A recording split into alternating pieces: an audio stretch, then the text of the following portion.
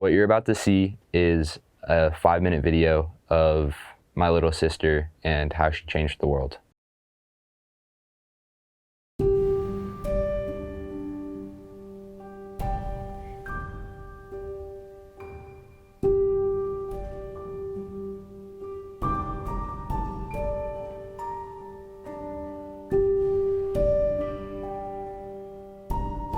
She was living in a nursing home in Chicago for little kids that were disabled that didn't have a place to go. She was really tiny and alone. She was deemed incompatible with life.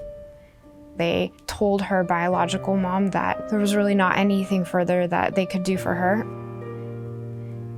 I found out about her at probably 5.5 months old and sent an email and said, hey, maybe we could adopt her.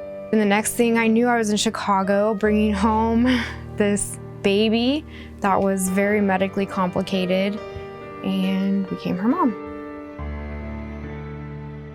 The name of her condition was schizencephaly. Stella stroked out both of her main cerebral arteries in utero. She had about 10% of her brain. She had a brain stem and very little of her brain left. She could not eat on her own. She could not sit up on her own.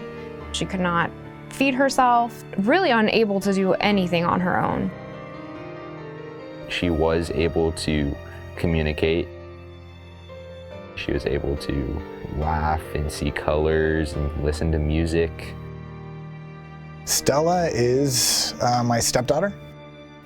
When I think of Stella, I think of laughter.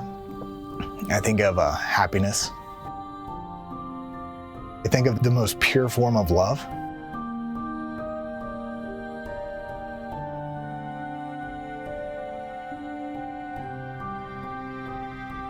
They told us Stella couldn't communicate. Stella would laugh so much. I think back when I'd hear Stella in her room laughing up a storm. The thing I remember the most is her hair and her giggles. She would like to cuddle and giggle. Stella was my baby sister. I always had this thought, kind of picturing what it would be like if Stella was in my class, or a sister who I could play with. And I don't think boys can really do it like sisters can. When you give love to Stella, you get more than you give.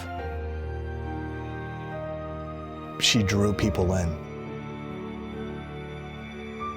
She was just a cute, tiny baby in the beginning. When we brought her home, she was only 7 pounds at 7 months old. I remember wondering why someone would not want to be that little girl's mom.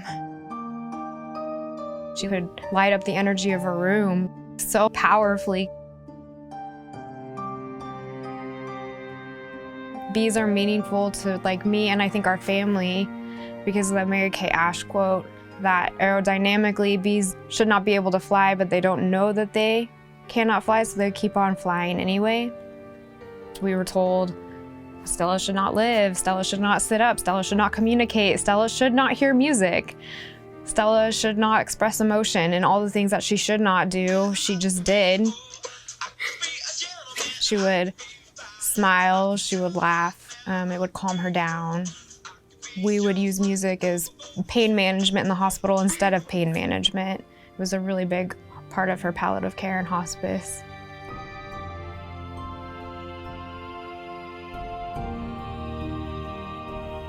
Some of my closest friends now are because we connected with the special needs community, healthcare providers, people who we reached out to or came into our home to help with Stella.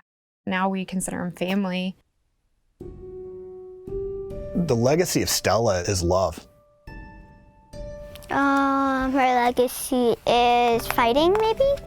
Because she was fighting off whatever was in her.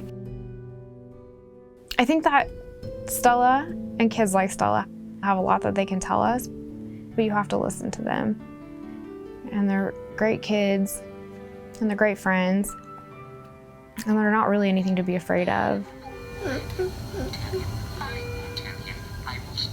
Sometimes you have to listen to people who are unable to speak, but you have to take the time to really hear. And I think those are some of the things that kids like Stella can really teach all of us.